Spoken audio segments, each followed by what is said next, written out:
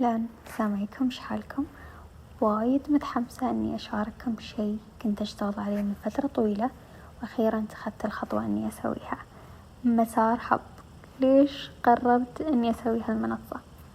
قبل كان عندي مشروع اسمه استوديو أوراق موجود في انستغرام الحين لو تشوفونه. كان عبارة عن منتجات فنية ملموسة ومنتجات رقمية جاهزة للطباعة. وبما أن كانت تجيني وايد طلبات في المنتجات الرقمية، فحسيت إن في فجوة كبيرة في السوق.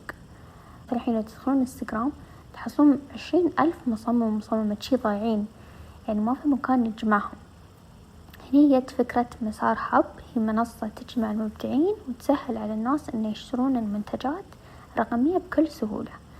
فنحن حابين أن نبني مجتمع مبدع من كل أنحاء الدول العربية، وندعمهم عشان يبرزون مواهبهم الفريدة.